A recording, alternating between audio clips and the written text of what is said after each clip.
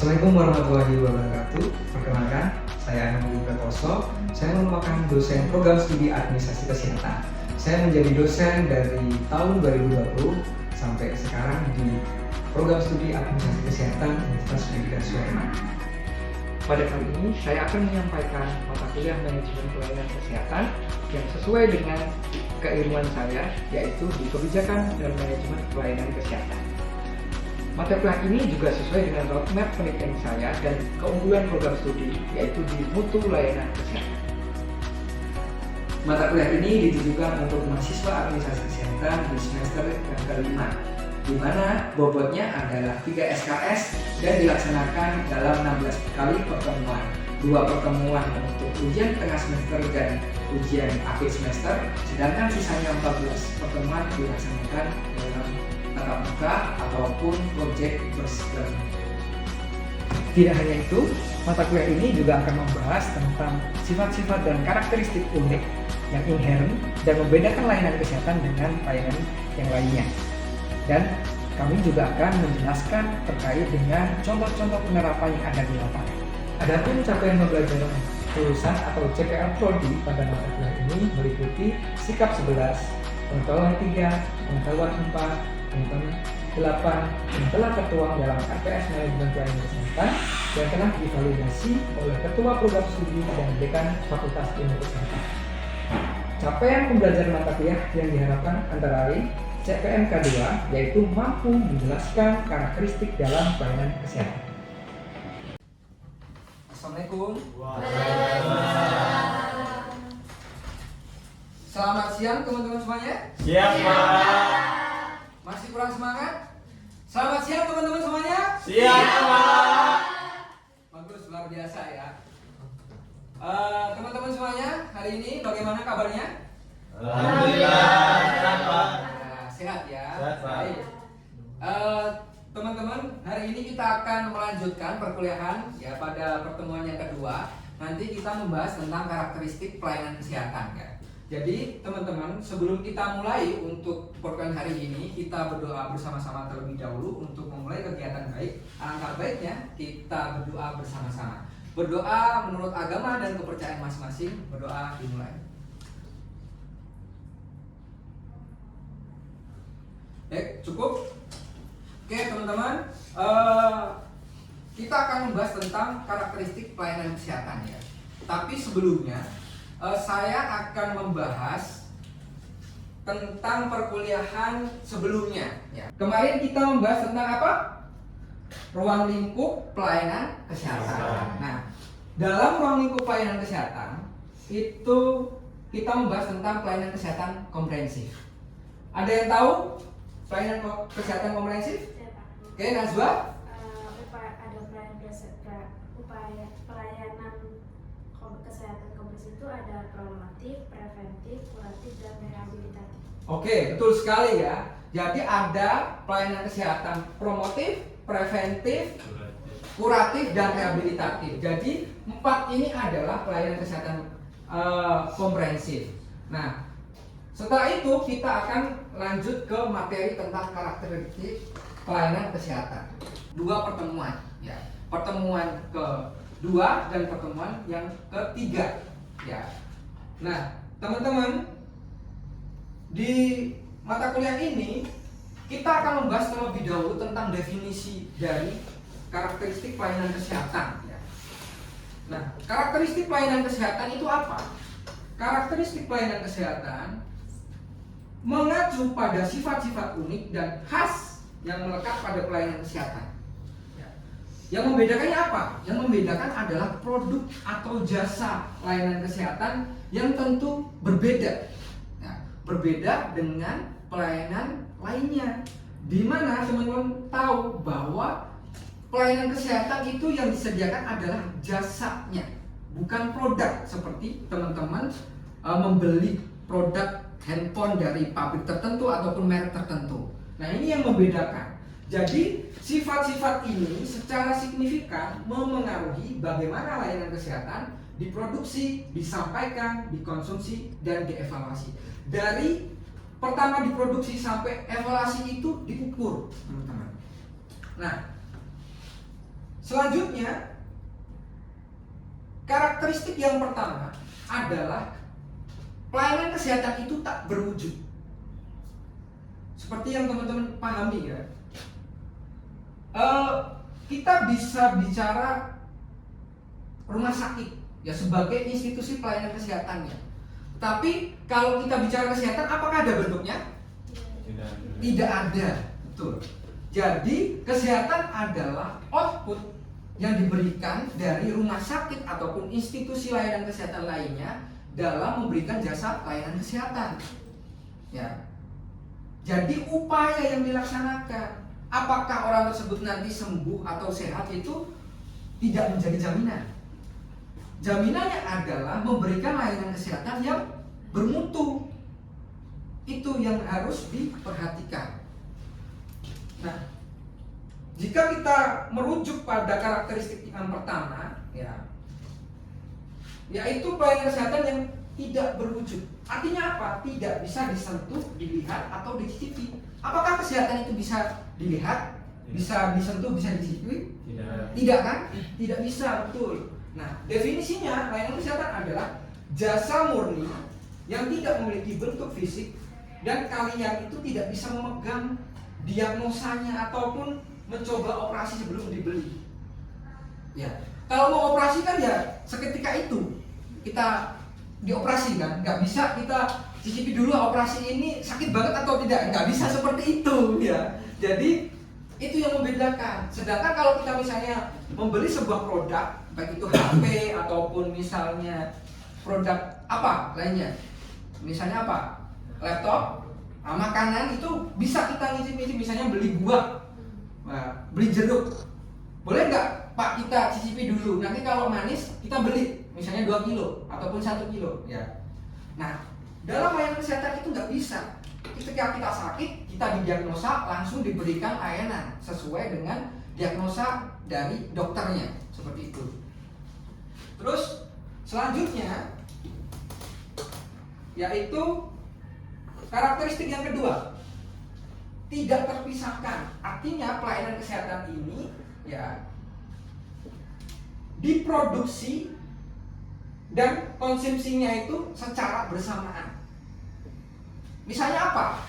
Kan misalnya dokter ya melakukan perawatan kepada pasien ya.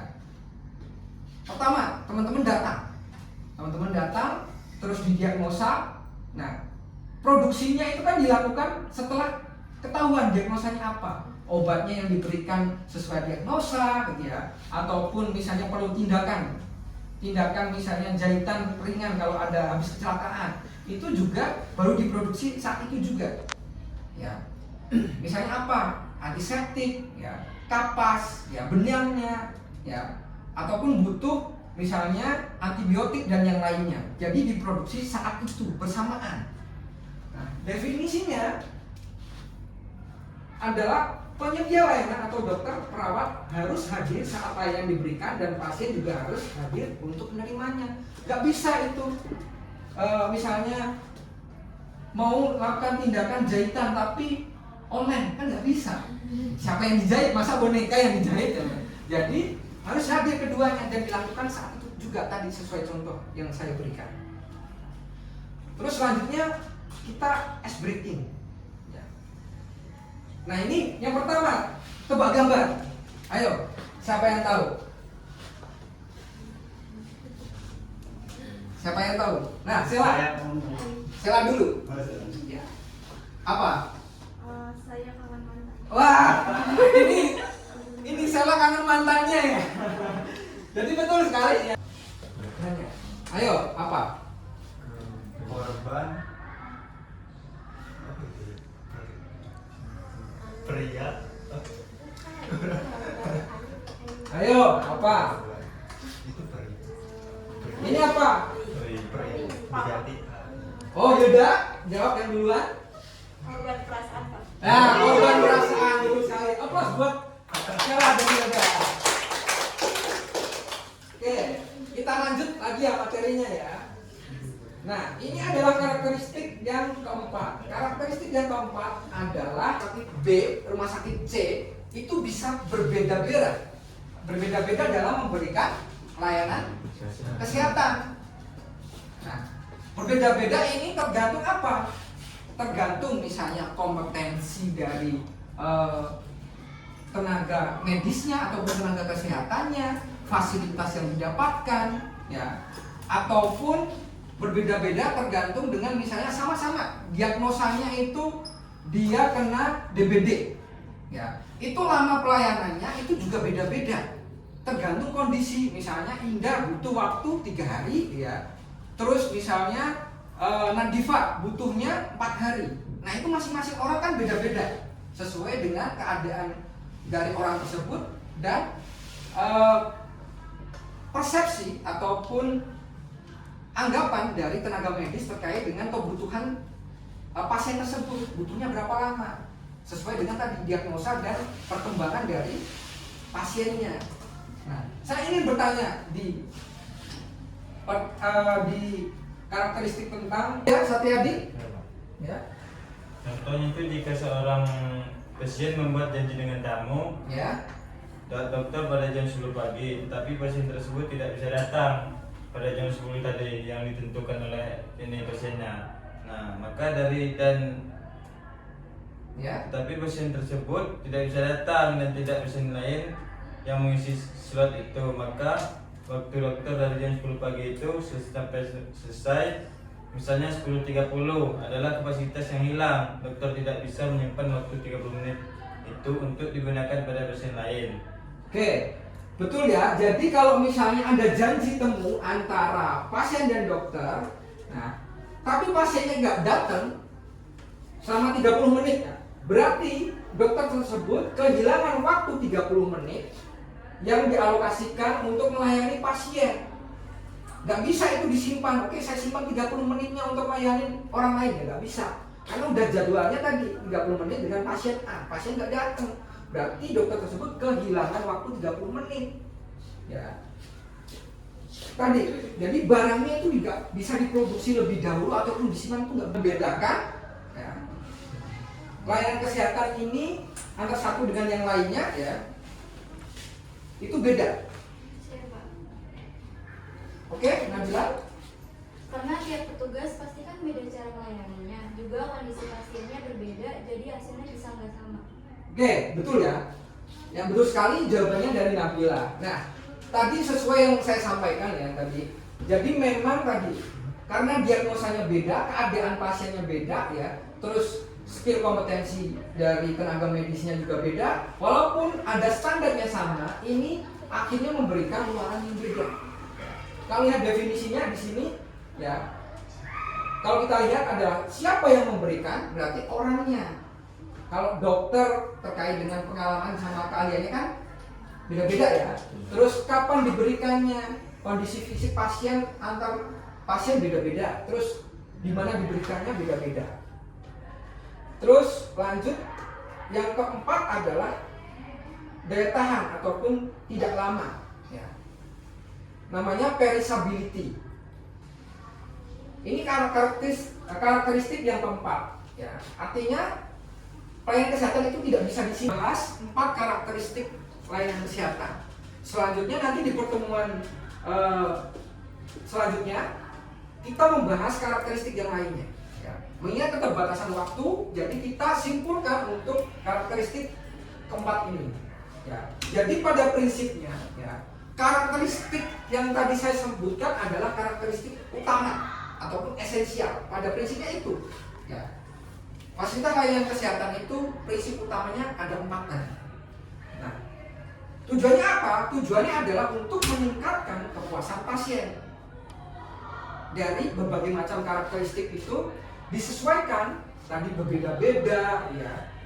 Terus datanya beda, nggak bisa diproduksi secara bersamaan karena disesuaikan dengan keadaan pasien, ya, disesuaikan dengan kebutuhan pasien. Kemudian kompetensi yang beda-beda ini berujung kepada memberikan kepuasan pasien. Semakin tenaga kesehatan itu kompeten, fasilitasnya yang diberikan itu yang paling baik, ya, suasana nyaman sesuai dengan SOP, aturan ataupun regulasi, maka outputnya adalah kepuasan pasien. Yang kedua, menciptakan sistem kesehatan yang responsif. Ya. Jadi walaupun berbeda-beda ini karakteristiknya, ya, tapi ujungnya adalah nanti menghasilkan sistem kesehatan yang responsif, di mana pelayanan kesehatan itu punya peran, ya, salah satu peran yang signifikan dalam membangun sistem kesehatan yang responsif. Dan yang ketiga adalah menjamin keamanan dan kualitas layanan yang optimal, di mana tadi antara misalnya Sela dan Indah, ya, bisa rawat inapnya itu beda. Karena apa? Karena keadaan Sela dan Indah beda. Setelah dilakukan anamnesa dan diagnosa tuh, ya, oh ternyata butuh 3 hari Sela, ya. Indah butuhnya 4 hari. Nah, ini untuk menjamin tadi keamanan dan kualitas layanan yang diberikan. Oke, itu adalah kesimpulannya. Nah, yang terakhir nanti kita lakukan quiz, ya. Ini silahkan teman-teman scan dari barcode ini. Nah, silahkan nanti diisi kuisnya, ya, dari materi yang telah saya sampaikan pada kali ini.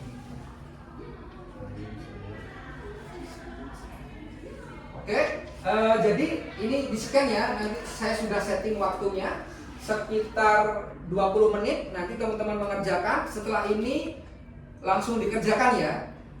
Jadi evaluasi pada kali ini nanti didapatkan dari hasil penilaian teman-teman di Quizy, ya. Jadi siapa yang nilainya terbesar, ya, ini nanti dikolek dari pertemuan pertama sampai pertemuan terakhir, ya, sebagai hasil evaluasi pembelajaran mahasiswa berdasarkan proses, ya. Di situ masuk di keaktifan, ya, sekitar berapa? 10%, ya, 10%. Oke, itu saja mungkin yang bisa saya sampaikan dan kita pelajari pada kali ini. Semoga apa yang kita pelajari pada hari ini dapat bermanfaat bagi kita semuanya. Kita tutup dengan bacaan hamdalah bersama-sama. Alhamdulillah.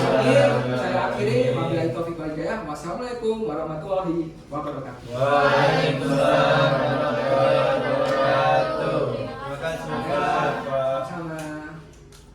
Video ini disusun sebagai persyaratan dokumen pernyataan diri dosen dalam unjuk kerja Tridharma Perguruan Tinggi. Semoga dengan adanya video ini dapat dijadikan sebagai evaluasi yang baik bagi para asesor dalam persyaratan Serdos pada tahun 2025 gelombang yang pertama. Akhir kata, saya ucapkan terima kasih banyak yang sebesar-besarnya. Wabillahi taufiq wal hidayah. Assalamualaikum warahmatullahi wabarakatuh.